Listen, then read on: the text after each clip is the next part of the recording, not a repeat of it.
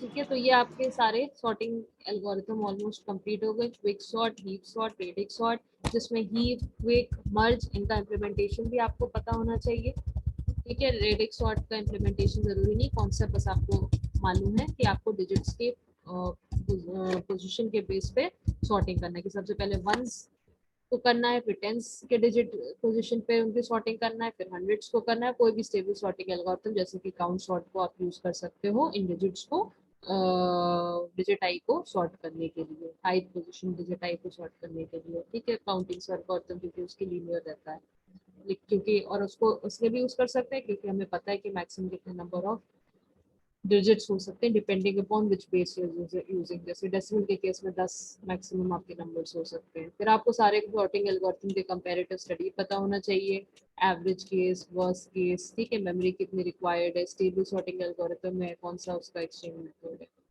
तो this completes sorting for BCA. ठीक है, बीसीए के आपका sorting is the last topic and implementation also we have discussed, right? So can we start with the next topic today now? Graph start करा जाए। MCA का है ये, BCA के लिए नहीं रिक्वायर्ड है।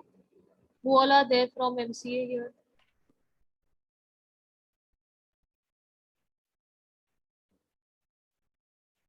एमसीए के कौन कौन बच्चे हैं? Yes ma'am. ठीक है, तो आपका ग्राफ टॉपिक स्टार्ट करते हैं। ठीक है, बीसीए में आपके ग्राफ सिलेबस में नहीं है। सो सॉर्टिंग एक बार पढ़िएगा, जो अभी लास्ट क्लास में डिस्कस करी सारी एल्गोरिथम्स, एक बार उनको ड्राई रन अपने हाथ से एग्जाम्पल लेकर पेपर पेंसिल पे स्टेप बाय स्टेप लिख के करिएगा। ना समझ में आए तो क्लास में कल परसों जब भी हो आप पूछ सकते हैं। मैम यस, मैम वो कॉन्केटिनेशन ऑफ टू स्ट्रिंग्स वाला प्रोग्राम रन नहीं हो रहा है। We can discuss this after class. वो रन हो रहा है, आपने एंड से ट्राई करा जो आपको ग्रुप पे शेयर करा है? It is yes ma'am. Executed. I am sharing all those code which are, जिनका आउटपुट मेरे पास है।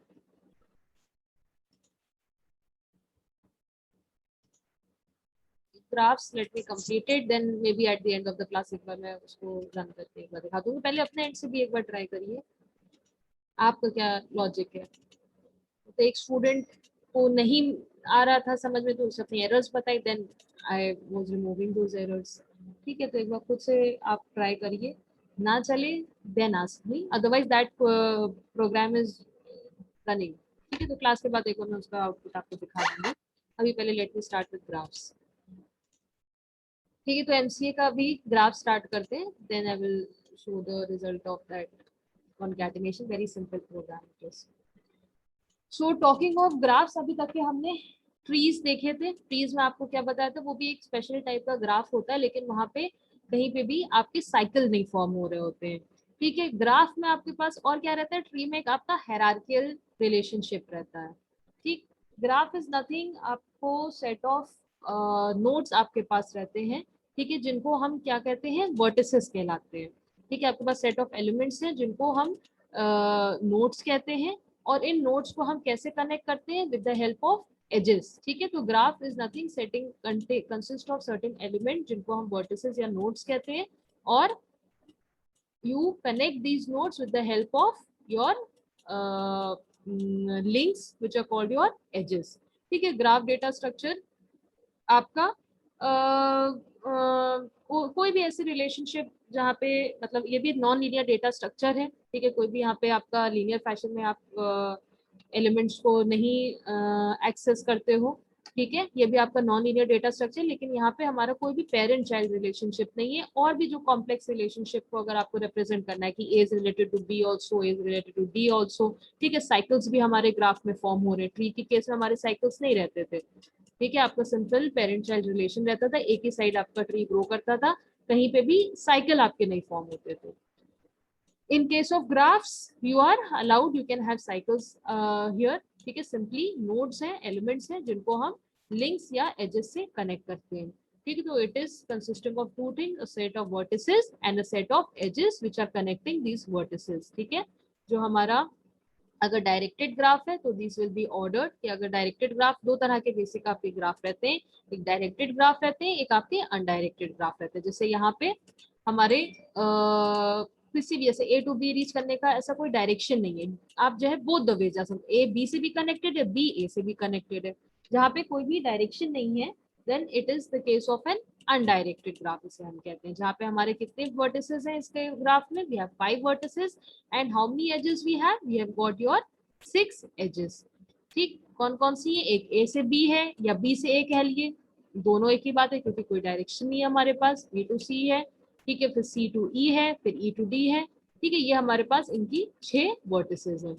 दूसरा हमारे पास ब्रॉड कैटेगरी अगर ग्राफ की करी जाए तो डायरेक्टेड ग्राफ्स आते हैं। डायरेक्टेड ग्राफ का मतलब क्या हो गया, जो भी एज आपके दो वर्टिसेस को कनेक्ट करी है उसका एक डायरेक्शन भी होगा, ठीक है, कि ए से बी आप जा सकते हो, बी टू ए नहीं आ सकते हैं, ठीक है।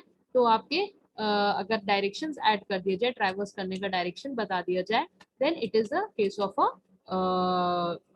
Directed graph.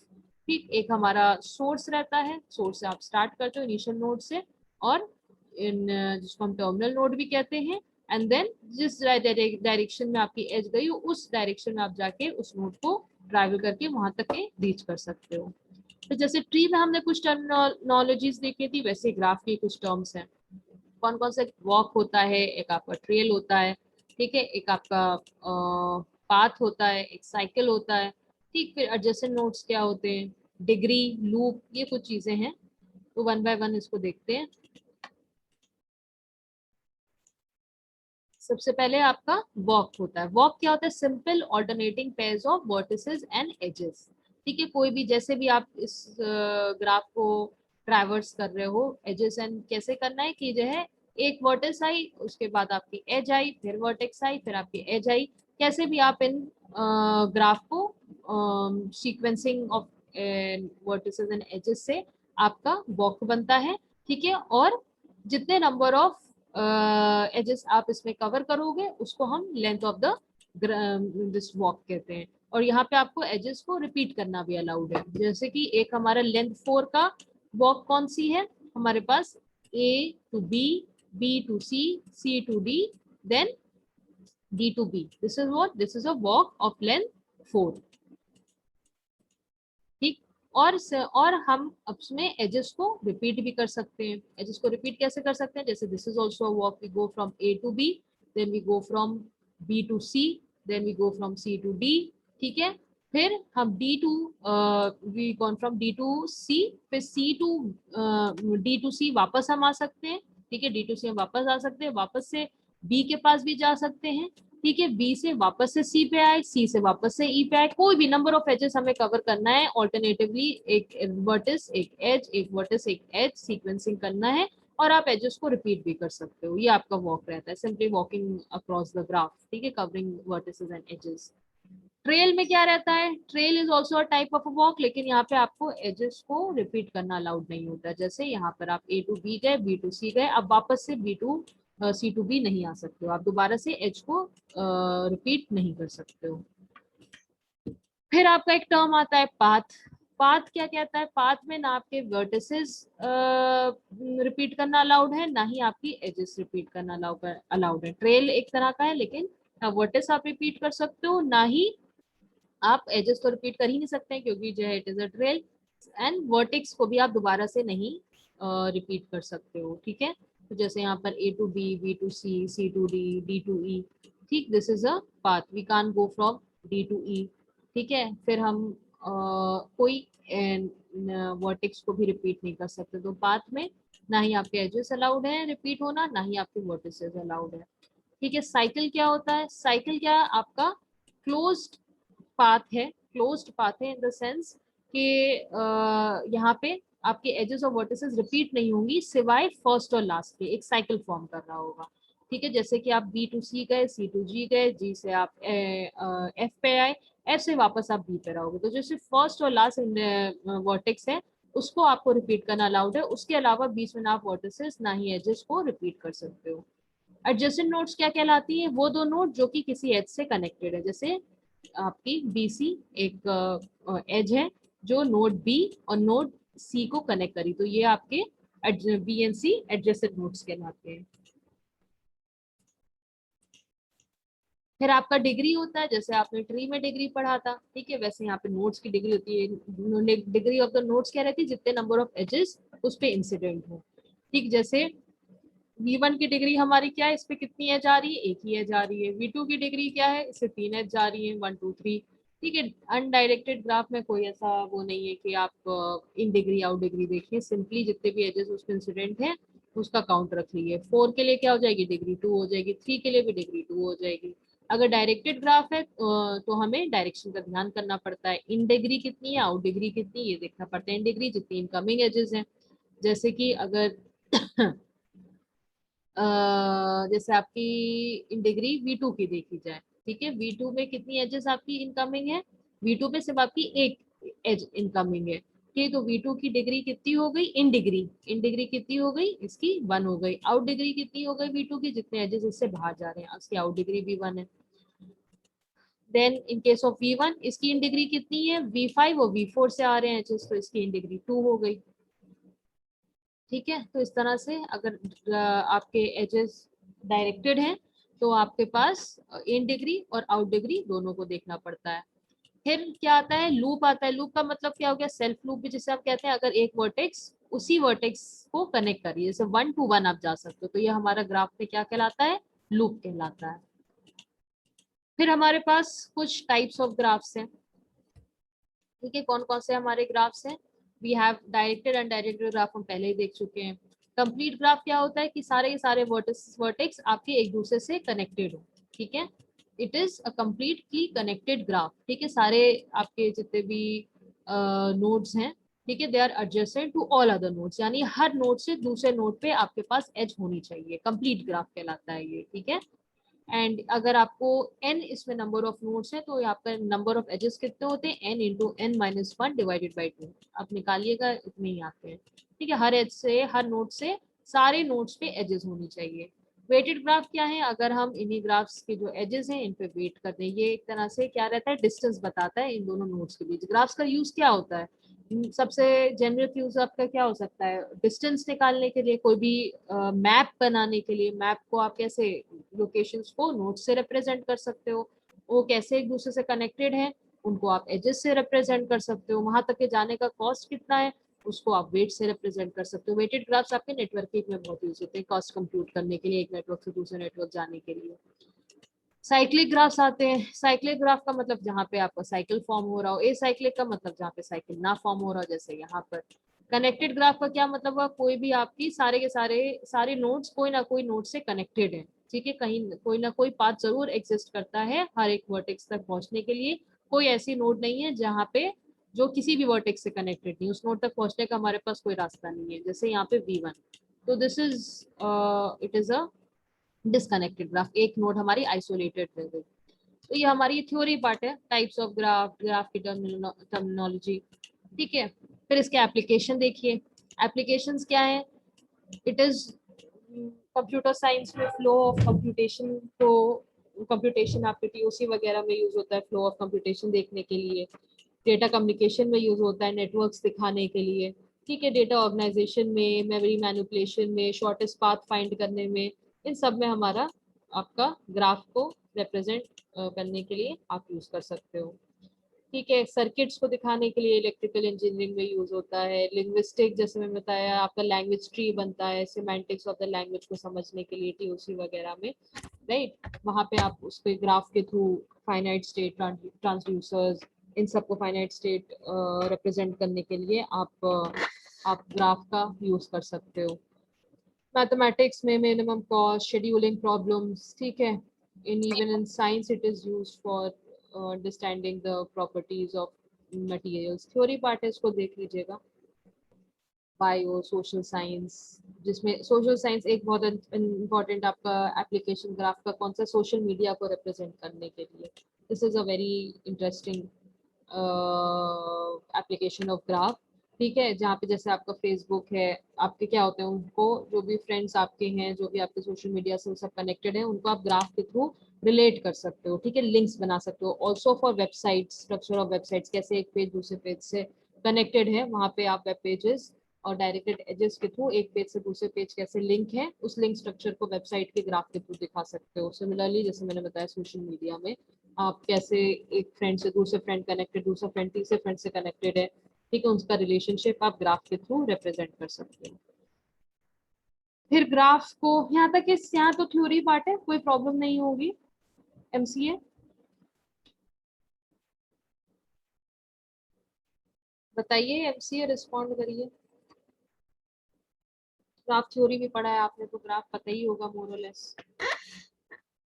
एमसीए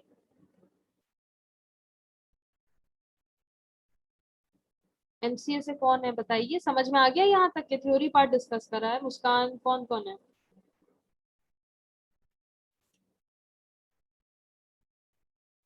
जीशु, फरजान, यहाँ तक के फॉलो करा?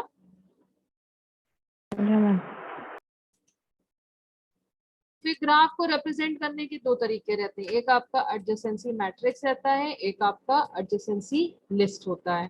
ठीक है, एडजेसेंसी मैट्रिक्स क्या होता है, जितने नंबर ऑफ वर्टेक्स हैं उतने n क्रॉस n साइज का, n वर्टेसेस है तो n क्रॉस n साइज का आपका एक एरे बनता है। एग्जांपल समझते हैं। ठीक है, जैसे यहाँ पे हमारा एक ग्राफ है, इसको हम एडजेसेंसी मैट्रिक्स के थ्रू कैसे रिप्रेजेंट कर सकते हैं, n नोड्स हैं तो n क्रॉस n का मैट्रिक्स बनाइए।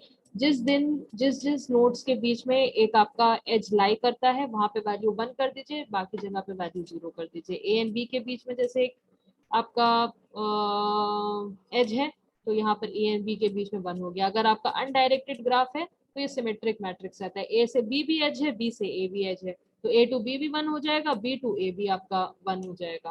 ठीक है, सी टू जैसे बी टू ई है तो बी टू ई आपने 1 कर दिया, सिमिलरली ई टू बी भी आपका 1 हो जाएगा। ठीक, तो जितने भी एक एन क्रॉस एन मैट्रिक्स बनाइए सब में वैल्यू 0 रख दीजिए जहां पे एजेस हैं। ठीक है, उन दो नोड्स को, जो दो नोड्स को वो एज कनेक्ट कर रही हैं उनके corresponding row and column index उठाइए और वहां पे वैल्यू 1 कर दीजिए। अगर डायरेक्टेड ग्राफ है तो हमें डायरेक्शन का ध्यान करना पड़ता है, ए टू बी है तो ए टू बी वाले कॉलम में 1 आएगा, बी टू ए में नहीं आएगा, इसका आपको ध्यान रखना है। तो एडजेसेंसी मैट्रिक्स के थ्रू आप ग्राफ को रिप्रेजेंट कर सकते हो। ठीक है,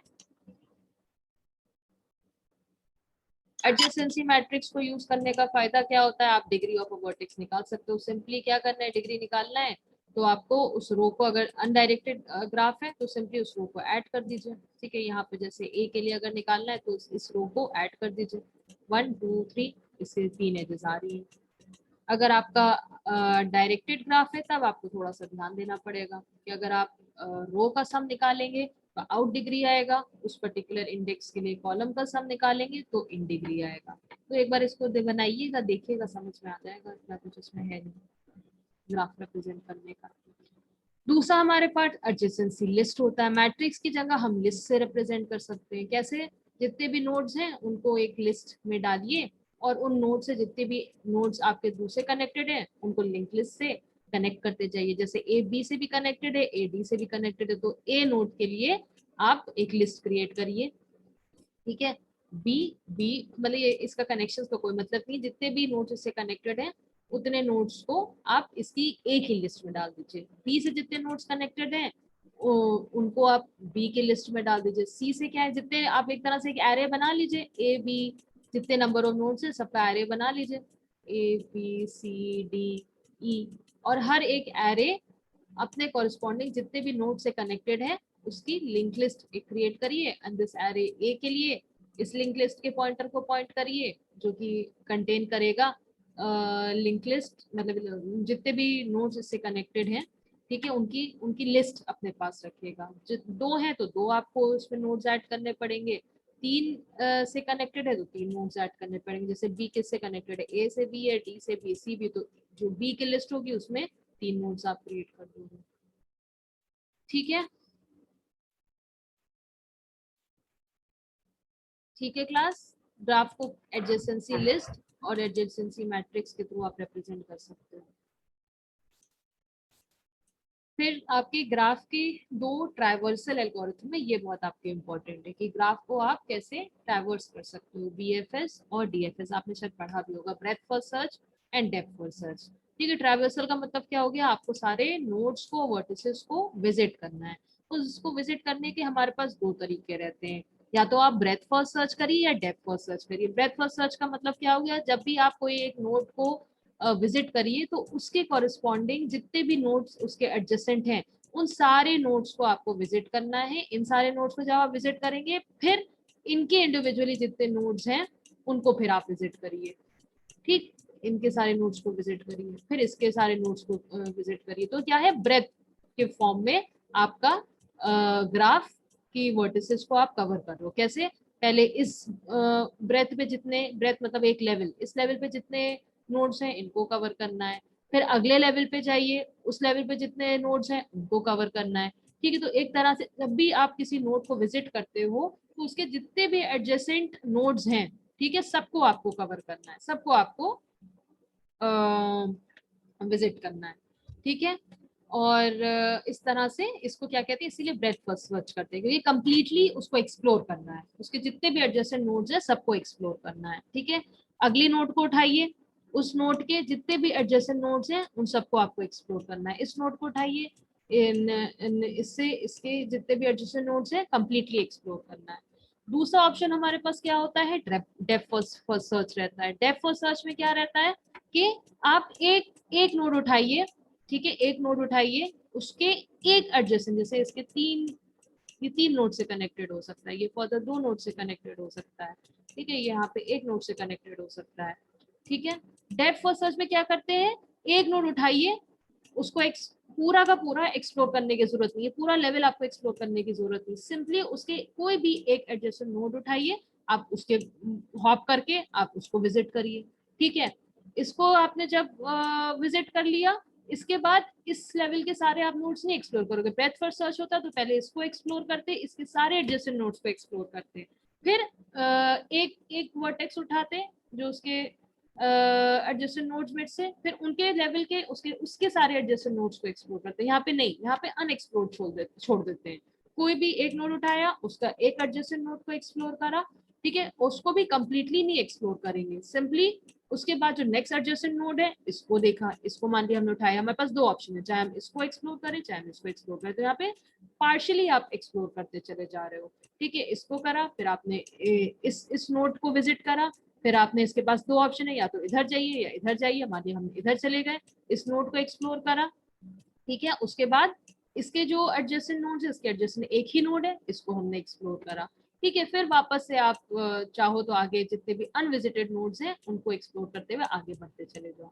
तो यहाँ पे क्या है, डेप्थ में आप जा रहे हो। ठीक है, एक लेवल को पूरा का पूरा कवर नहीं कर रहे हैं, रूट से स्टार्ट कर रहे हैं, रूट तो यहाँ पे कुछ नहीं, सोर्स से स्टार्ट कर रहे हैं, और उसके एडजेसेंट एक नोड को एक्सप्लोर करा, उसके एडजेसेंट अगले नोड को एक्सप्लोर करा, उसके एडजेसेंट अगले नोड को एक्सप्लोर करा, कोई भी नोड को कंप्लीटली हम एक्सप्लोर नहीं कर रहे, कोई भी लेवल को कंप्लीटली एक्सप्लोर नहीं कर रहे। ब्रेथ फर्स्ट सर्च में क्या आता है, ब्रेथ फर्स्ट सर्च में हम कोई भी जो भी नोड विजिट कर रहे हैं, जो भी नोड विजिट कर रहे हैं उसके जितने भी एडजेसेंट नोड्स हैं, ठीक है, उन सबको हमको विजिट करना पड़ता है।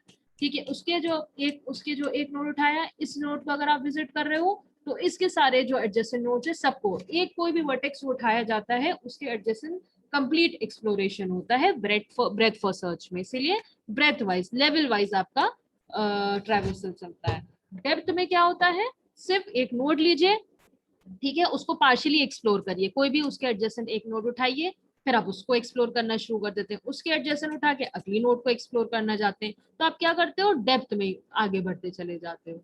ठीक है, तो ये आपका डेप्थ फर्स्ट सर्च होता है, फिर आपका ब्रेथ फर्स्ट सर्च होता है। इसमें क्या रहता है, दोनों के दोनों डेप्थ फर्स्ट सर्च हो चाहे ब्रेथ फर्स्ट सर्च हो, ये क्या इनकी इंपॉर्टेंट चीज क्या रहती है, हर एक नोड को, हर एक वर्टेक्स को आप एक बार विजिट करते हैं। ठीक है, एक बार विजिट करने से क्या होता है, फाइनली आपका एक ट्री कंस्ट्रक्ट होता है, क्योंकि क्या है, साइकिल्स तो आपके बनेंगे नहीं, एक ही बार आप विजिट कर रहे हो नोड को, तो उस वो जो पाथ आपका क्रिएट होकर आता है उसको हम क्या कहते हैं, स्पैनिंग ट्री बनाते हैं। स्पैनिंग ट्री का मतलब ये सारे के सारे नोड्स अब आप एक एक एज से कनेक्ट कर सकते हो, कहीं पे साइकिल लिंक फॉर्म हो रहा होगा।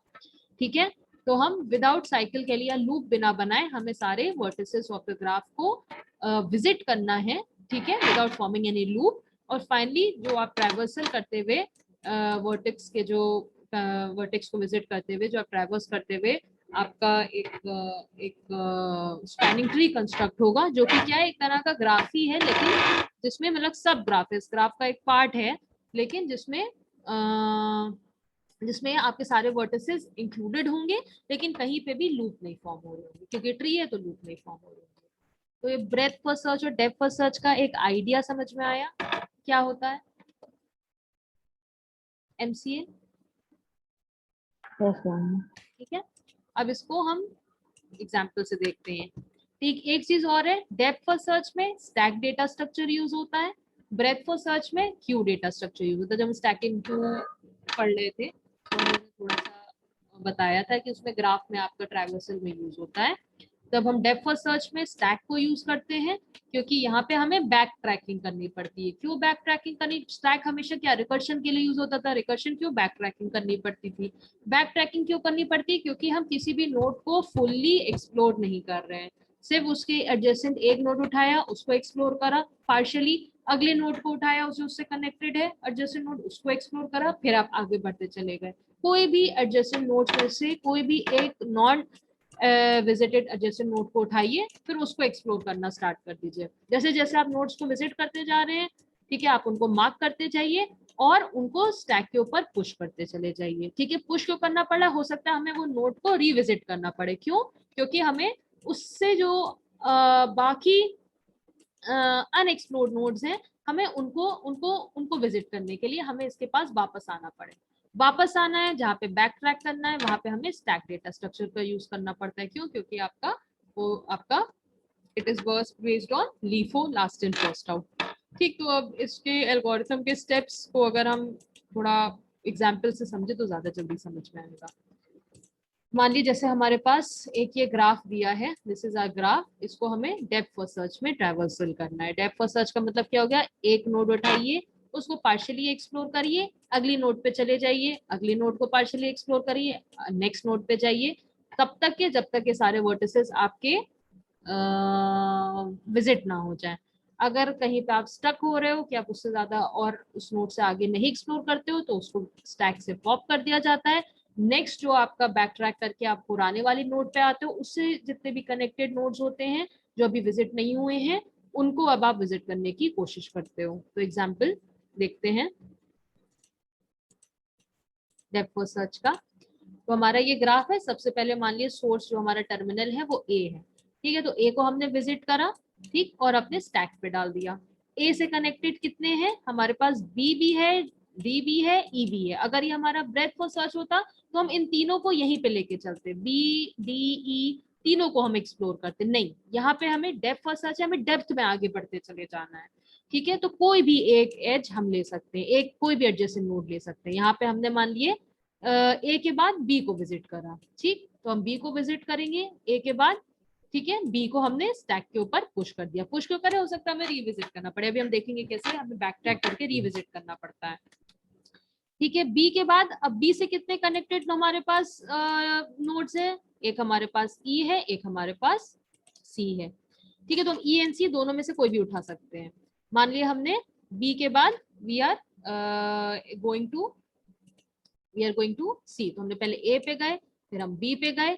बी को आप एक्सप्लोर करेंगे, वो भी पार्शियली। ठीक है, उससे जो नेक्स्ट कनेक्टेड नोड्स है कौन से? ई है और आपका सी है। हमने मान लिया सी पे चले गए, सी को हमने क्या करा? स्टैक के ऊपर पुश करा, तो ए बी सी हमारे पास अभी तक के आ गए।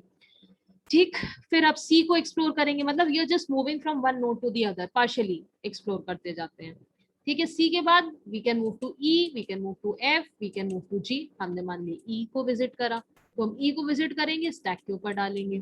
ठीक है, अब देखिए सी के साथ बाकी जो कनेक्टेड है ई एफ और जी, इनको अभी हम नहीं देख रहे। कोई भी एक नोड एडजेसेंट जो भी इससे कनेक्टेड है, कोई भी एक नोड उठाइए, फिर उसको आगे डेप्थ में और आगे बढ़ते चले जाइए, उसको एक्सप्लोर करना स्टार्ट कर दीजिए। ठीक है, तो ई के बाद हमारे पास कितने ऑप्शन है? जब आप ई तक पहुंच गए, E is connected to your it is connected to B also, it is connected to C also, it is connected to A also, E D also, F also. जो विजिट हो चुकी है नोड्स, उनको दोबारा विजिट नहीं करना है, ये भी इंपॉर्टेंट चीज है। ए एक्सप्लोर हो चुका है, बी पार्शियली एक्सप्लोर हो चुका है, सी पार्शियली एक्सप्लोर हो चुका है, सी के बाद हम ई पर आए। ठीक है, ई किससे कनेक्टेड है? डी से भी कनेक्टेड है और एफ से भी कनेक्टेड है। एफ भी अनएक्सप्लोर्ड है और आपका डी भी अनएक्सप्लोर्ड है। तो तो हमने डी को अब एक्सप्लोर करा, डी पर हम आए, डी को हमने अपने स्टैक के ऊपर पुश कर दिया। ठीक, अब डी तक जब हम पहुंचे, ठीक है, अब हमारी टाइम है डी को आगे बढ़ाने का। अब डी को जब हम आगे एक्सप्लोर करने की कोशिश करेंगे तो डी किससे कनेक्टेड है, ए से कनेक्टेड है और ई से कनेक्टेड है। अब ए एंड ई को हम ऑलरेडी विजिट कर चुके हैं। हमारे पास इंपॉर्टेंट कंडीशन क्या है ट्रैवर्सल की, कि आपको कोई भी वर्टेक्स को दोबारा नहीं विजिट करना है। तो हम क्या करेंगे, यहीं पे हमारा स्टॉप कर जाएगा, we will be not exploring D further. हम डी को क्या करेंगे, पॉप कर देंगे अपने स्टैक से, डी को हमने स्टैक से रिमूव कर दिया। अब हमें बैक ट्रैक करना पड़ेगा, अब हमें वापस ई पे आना पड़ेगा। ठीक है, तो टॉप ऑफ द स्टैक पे ई है, अब हमें ई से देखना पड़ेगा कि हम कौन कौन से नोट्स को विजिट कर सकते हैं। ठीक है, ई से हमारे पास कौन सी कनेक्टेड थी, बी था, ए था, सी था और एफ था। ठीक है, ए बी सी को हम पहले ही विजिट कर चुके हैं। ठीक है, एफ को अब हम, ये अनविजिटेड नोड है, अगर आप पुराने वाले ग्राफ पे उठाएं, ई जो है हमारा इन सब से कनेक्टेड है, जिसमें से एफ अनएक्सप्लोर्ड रह गया था। तो हम जितनी अनएक्सप्लोर्ड नोड्स हैं उनको उनको विजिट करते हैं। तो इनमें से हमने एफ को विजिट करा, एफ को विजिट करा, स्टैक पे पुश कर दिया। ठीक है, एफ तक के अब हम आ गए। ठीक है, अब एफ के जितने नेबर्स हैं, एडजेसेंट नोड्स हैं, उनको कनेक्ट करने की, देखने की कोशिश करेंगे, विजिट करने की। तो एफ से कौन से कनेक्टेड है, सी है, ई है और जी है। सी और ई को हम पहले ही विजिट कर चुके हैं, तो अब हम किस पे जाएंगे, जी पे जाएंगे। ठीक है, तो जी को हमने विजिट करा और अपने स्टैक के ऊपर पुश कर दिया। पुश क्यों करें, क्योंकि हमें रीविजिट करना पड़ सकता है। देन जी तक आ गए, अब हमें देखना है कि सारे हमारे जैसे नोड्स जो भी थे सारे एक्सप्लोर हो गए, राइट। अब जी किससे कनेक्टेड है, G is connected to C, G is connected to F. ठीक, सी और एफ दोनों को हम विजिट कर चुके हैं, तो हम क्या करेंगे, अब जी की हमको जरूरत नहीं है, जी से हमें और नए नोड्स नहीं मिलना है, हम जी को पॉप कर देंगे। फिर अब पॉप करा तो टॉप ऑफ द स्टैक पे क्या आया, एफ आया।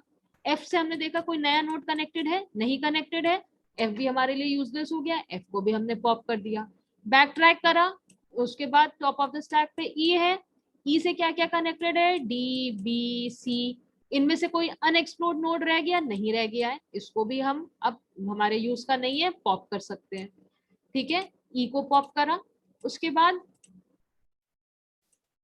After popping E, top of the stack में सी है, सी से कितने कनेक्टेड है, सी से कनेक्टेड है आपका ई एफ जी, ये भी सारे विजिटेड है, दोबारा विजिट नहीं करना है, तो सी से भी अब हमारा कोई यूज नहीं है, सी को भी पॉप कर देंगे। ठीक है, सिमिलरली बी, बी से भी सारे एक्सप्लोड हो चुके हैं, बी को पॉप कर दिया।